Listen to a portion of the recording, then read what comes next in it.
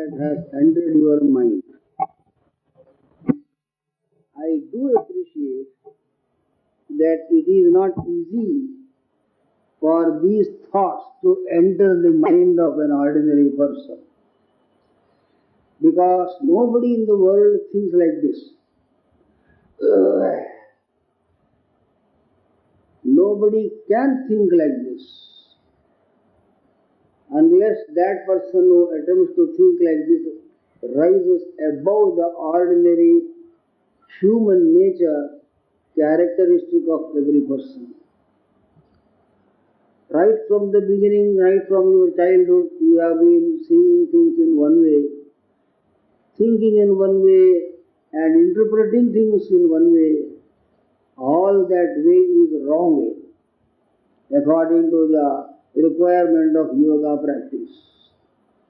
Because of this wrong way adopted in your thinking, feeling, and dealing with things, there is perpetual suffering, agony of mind, frustration of emotions, conflict everywhere, and nobody can be happy. This is so because of the fact I mentioned the other day that the whole world is against you.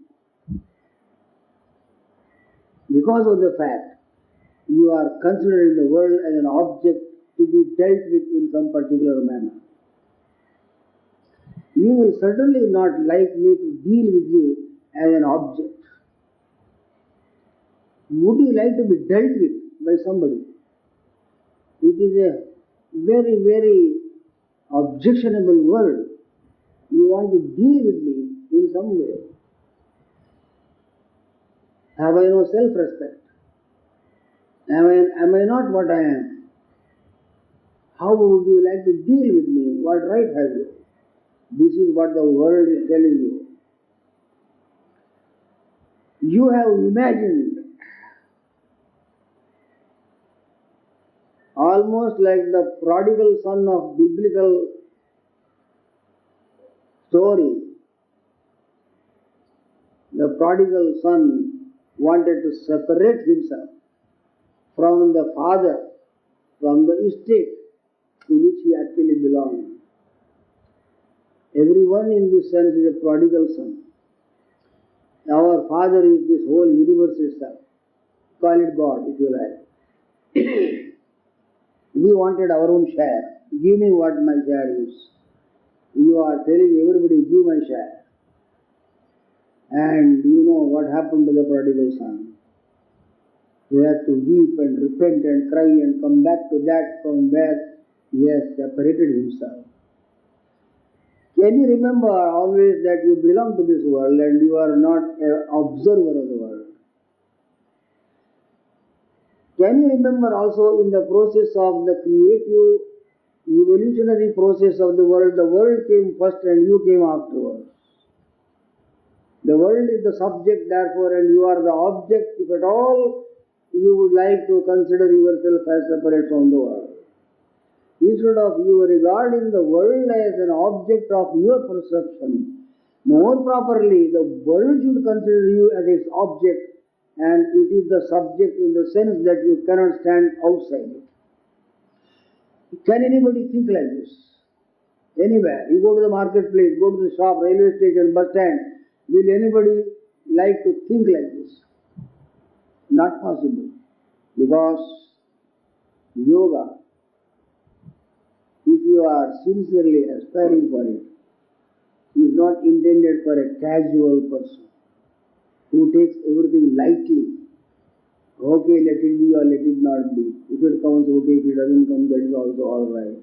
This kind of attitude is repugnant to the real and true aspiration for yoga. The brain will refuse to think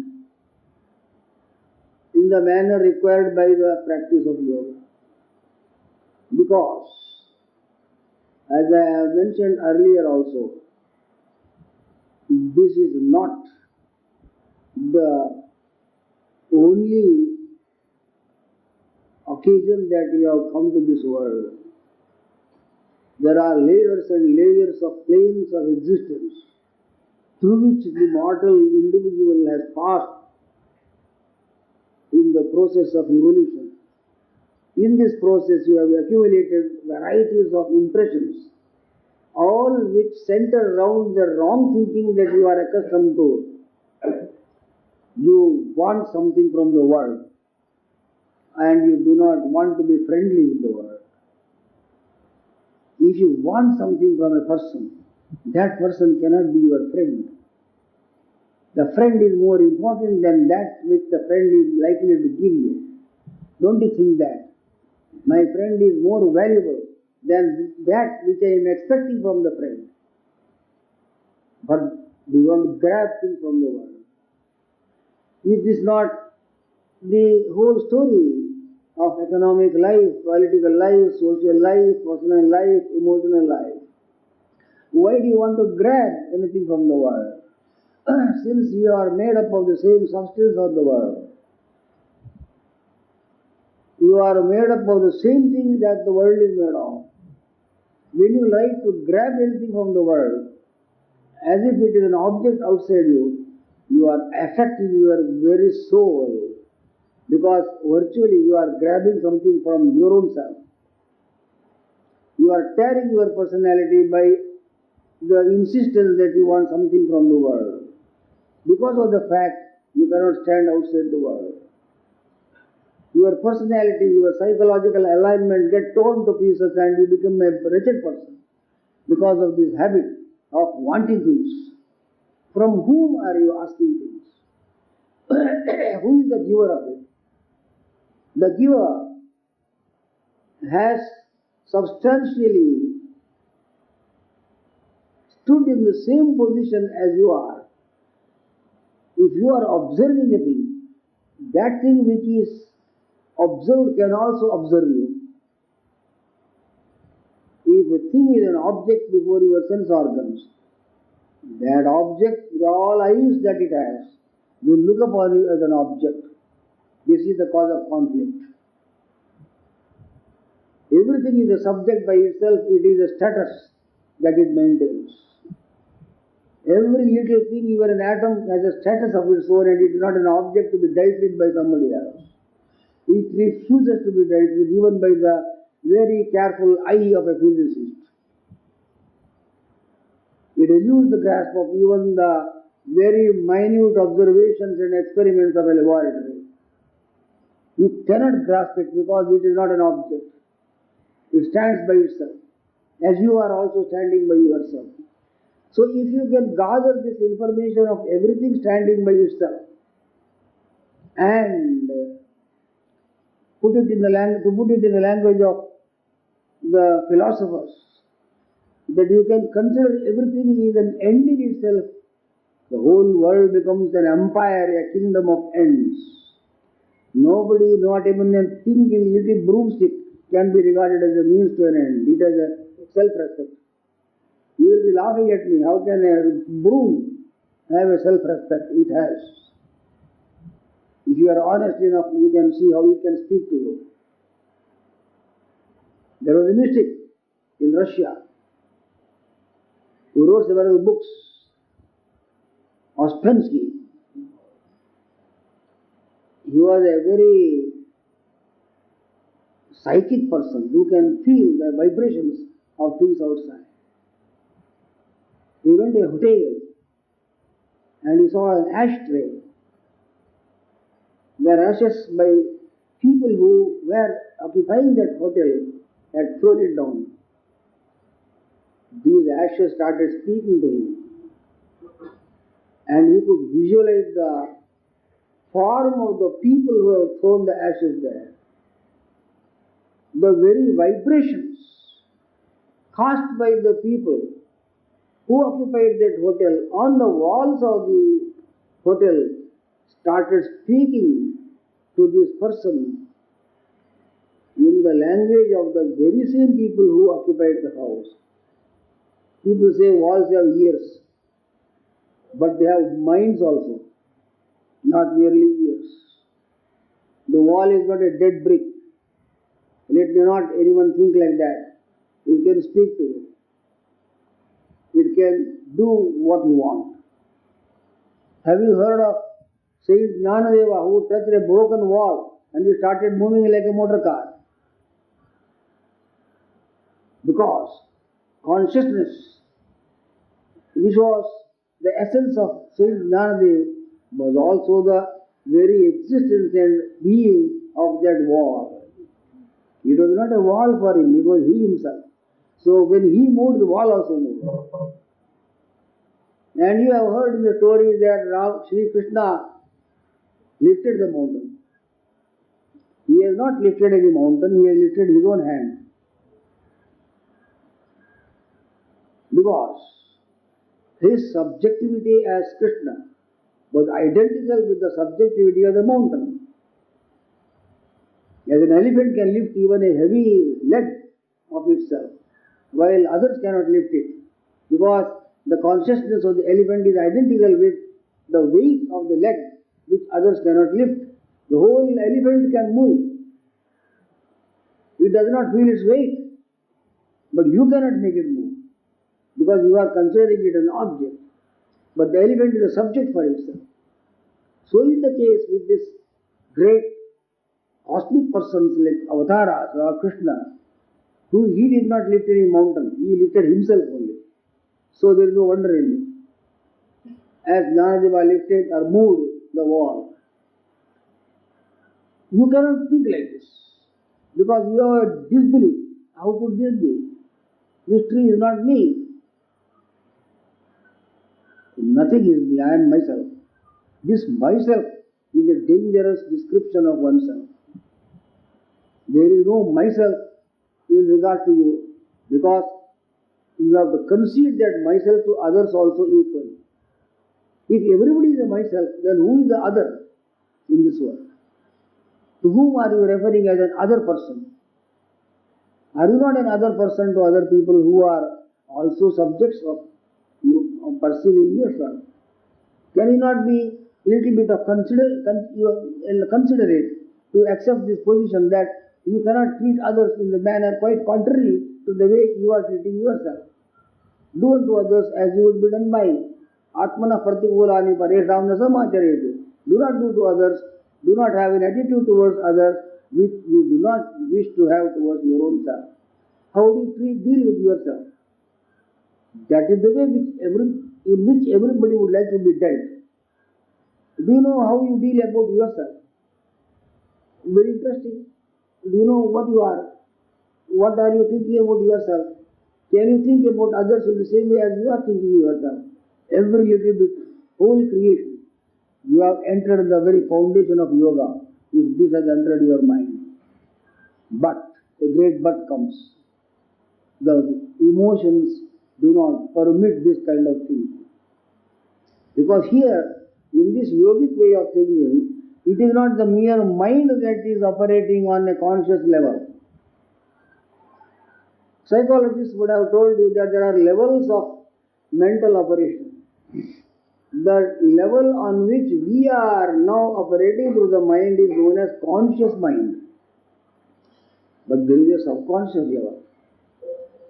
Though consciously you understand something correctly, the subconscious sometimes revolts and says this is not all right. And psychologists have gone very deep into the levels which are deeper than subconscious and unconscious, etc. You cannot know your own self because of there being so many layers of your personality in which you are involved, and now you are thinking that what you are able to visualize through the conscious mind is the only thing. The deeper you go into your own self, the deeper also simultaneously you go to the structure of everything else. When you touch the bottom of your personality, you have touched the bottom of everybody else. If you have touched the root of a particular wave in the ocean, you have touched the whole ocean, which is the root of all the waves. Do you understand that?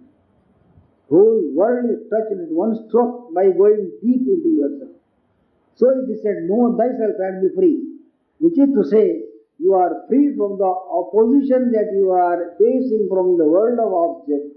When you go deep into your own self, Atmanam Viddhi, know thyself, which means to say the deepest essence or root of yourself, which is identical with the root and essence of everybody else, inanimate or animate, whatever it be. There is no marked distinction between animated and inanimate things. There are only gradations of development. So, moral problems, intellectual doubts should not come in the way of this practice. There are scruples in our minds which are of an inborn nature, introduced into our personality by the cultural background into which we have been born, by the language we are speaking, the country in which we are, the friends that we keep, the books that we study, and all those things influence you. You cannot impersonally think. The human mind, so to say, is a congeries, a muddle of impressions created by various circumstantial facts into which one is born right from childhood. You are more a hodgepodge of impressions created by circumstances outside than a steady-minded, hard, indivisible individual. Everything can disturb your mind. A wisp of wind can disturb you. If a leaf moves, you are disturbed. If somebody looks at you, you are disturbed. If somebody says something, you are disturbed. There is nothing that cannot disturb you. Whole thing is a disturbance, chaos, confusion. You don't know whether it is good to live in the world or not. Such people commit suicide because of the chaos created in their own mind. They don't know themselves, and therefore they cannot do others also. The whole thing is a confusion, muddle, ignorance, mass of ignorance, darkness. This has to be removed gradually by sweeping yourself. The dustbin of the personality of an ordinary individual has to be swept very carefully by investigation, analysis, Atma Vichara as they call it. If you desire the fruits of this wonderful thing called yoga, you cannot have other desires. If you entertain desires contrary to the desire that you are apparently having towards yoga, you will be a hypocrite. A hypocrite is a person who has secretly enshrined in himself a desire for something while openly demonstrating a desire for something else. A kind of conflict between your open behavior and your subtle longings. This will not work. Yoga is not a word that you are uttering. It is an operation of consciousness. And if you have eyes to see, the consciousness also has an eye to see. In fact, it is due to it only that you are able to see things. So, your subtle dissipating activities through the conscious mind will be known to the deepest level of yourself. The conflict in your personality will be known to the deepest level of your own being. This is the reason why it is said that whoever is able to take to yoga in right earnest has to be guided by a competent person. A person who has trodden this path can only tell you what are the pitfalls. If you take everything by yourself and imagine that you have got the strength to tread the path, you will not know what is ahead of you. Because you will be moving blindfolded as it were, not knowing what is in front of you. You have to be guarded against the operations of the subconscious and the unconscious levels, who lie in ambush and are ready to attack you in forms that you cannot even decipher. You have heard in the scriptures that God place serious obstacles before the yoga practitioner. The gods are inside only. I have told you the gods are actually operating superintending principles behind every sensory activity. So, the gods actually are not standing far away in the heavens, in the skies. They are principles behind the activity of our own deepest personality in various ways. So, the obstacles arise, the so-called obstacles in yoga are nothing but the manifestations of potentials of your deepest layer of mind which has not been paid sufficient attention. Just as your conscious mind tells you what you want, the subconscious also says what you want. But you bury that subconscious, do not want to listen to it, and engage yourself entirely with the operation of the conscious mind, and there is a rumbling dissent and annoyance manifest by the subconscious mind. That is why people who are very rich, very learned, also are unhappy people because they are appearing to be alright from the conscious level. They have forgotten what is inside their subconscious mind. They are not good psychologists. The rich man is not a good psychologist nor even a professor because they are working on a conscious level. They do not know that they are themselves beneath what they are thinking themselves to be. The potentials which are buried in the subconscious and unconscious level, which look like a huge dark cloud as wide as the sky itself, will prevent you to go further, from going further. These desires are not mere ethereal and vague appearances. They can manifest themselves as actual objects. The gods and goddesses and the obstacles, threats, etc., which you are supposed to be facing in yoga practice, are externalized forms of your own hidden desires. You have not cleansed your mind properly.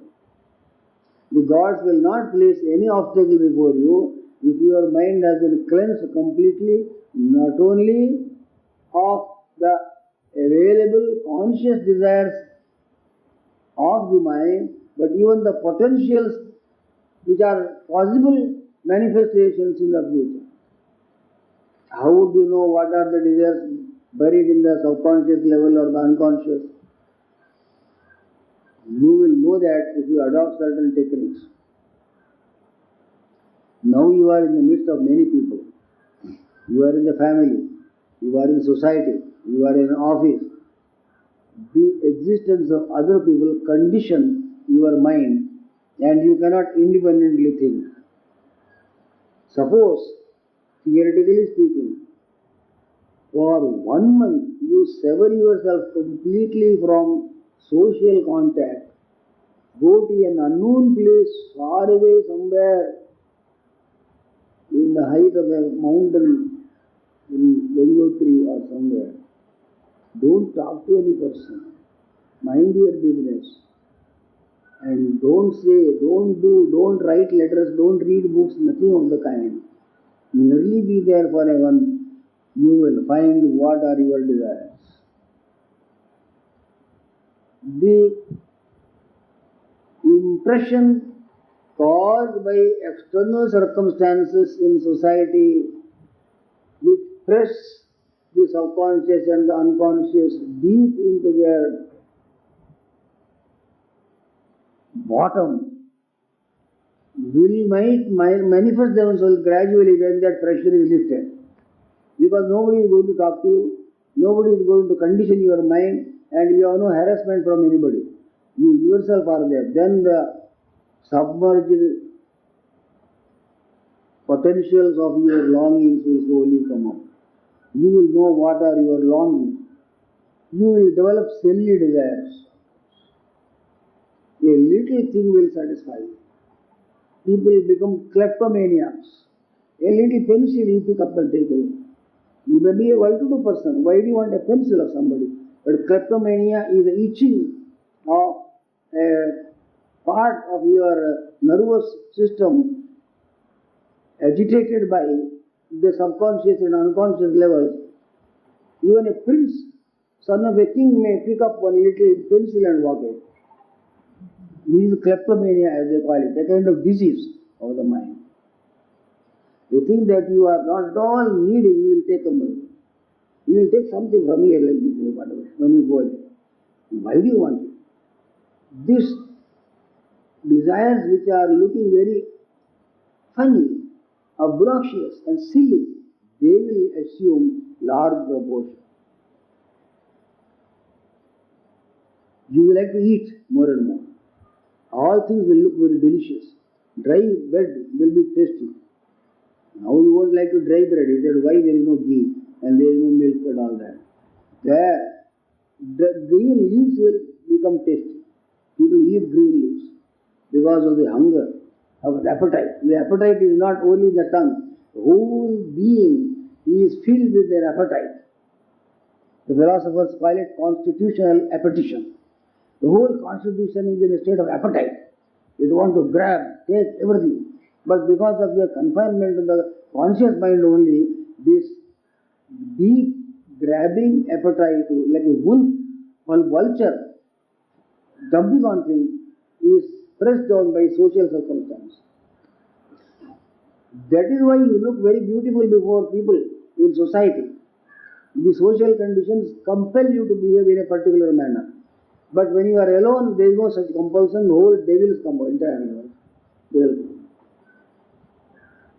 All the desires which you have not fulfilled in normal life will come out. How do you know what are the desires that you have got so that you may try to fulfill? Great masters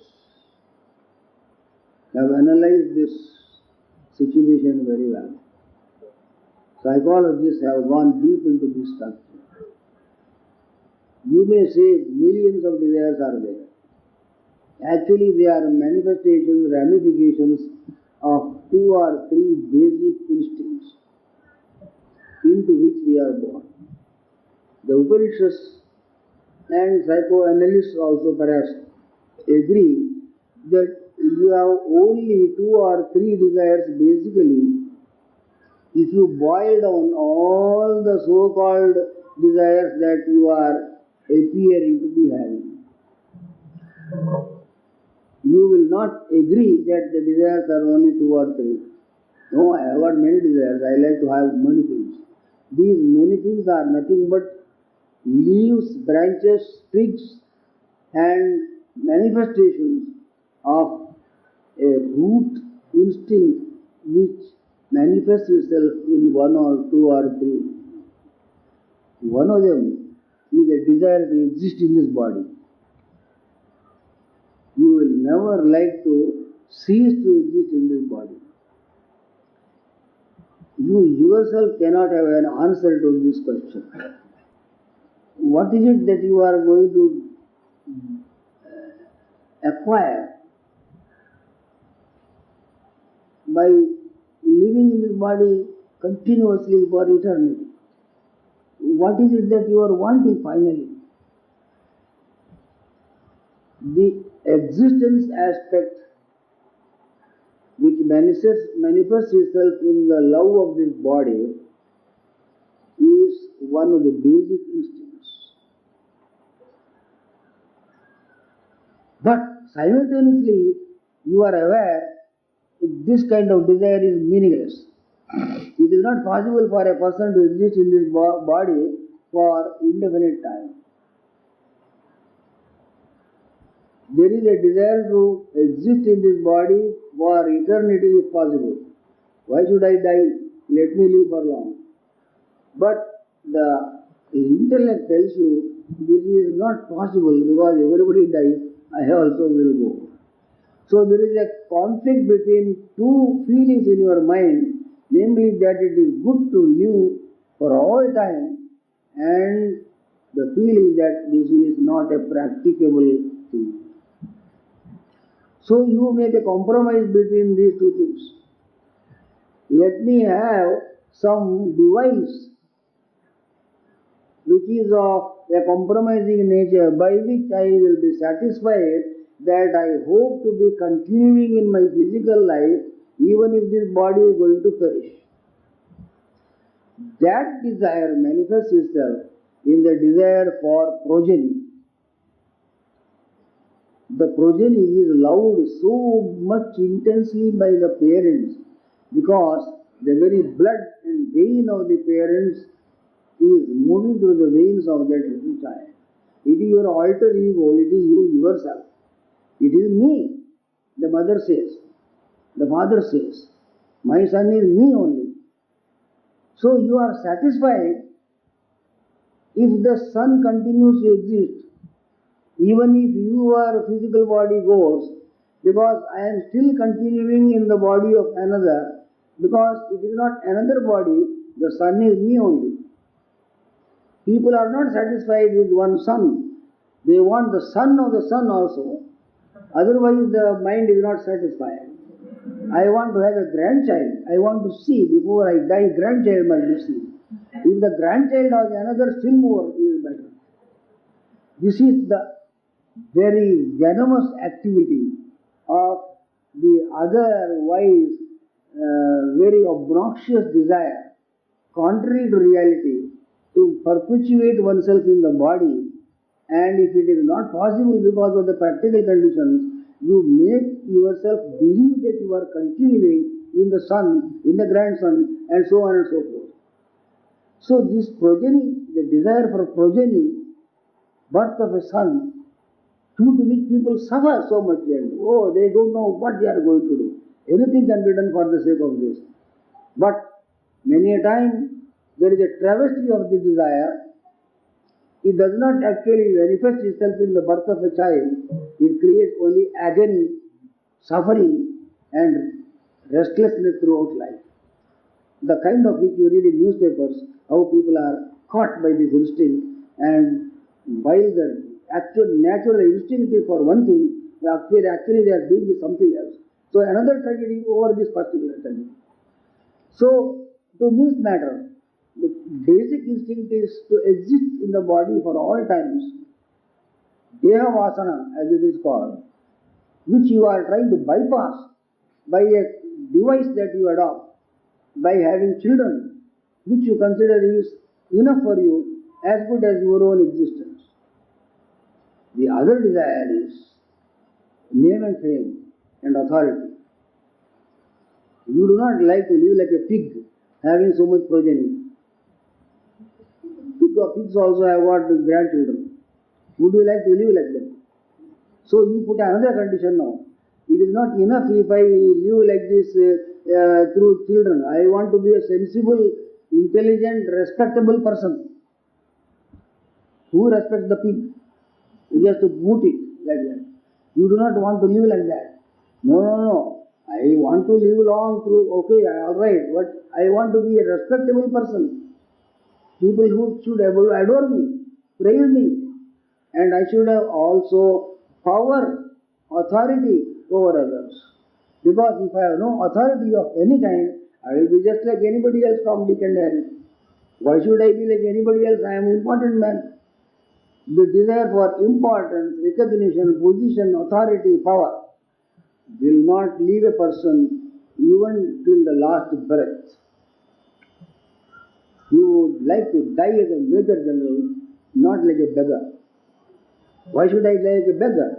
I am retired major general, I am passing away very happily.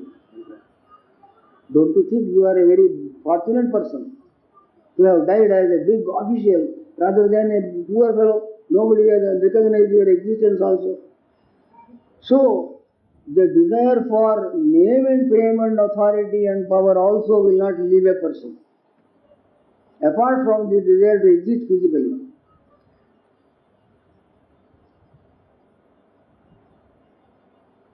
The third desire, which the Upanishads maintain again and again, is the desire to acquire more and more of things. accumulate. Nothing in the world can satisfy you. If you are the owner of a village, you will like to have another village also as much as possible. Let me have the other village also. I will extend my empire. Why should I be satisfied with the little district? No, I want to be other districts also. This is the desire of kings, annexion. They annex their kingdom. Because the finitude is resented always. You do not like finitude of any kind. You do not like the finitude of our personality and would like to have infinite existence, but you don't like to have finite possession also.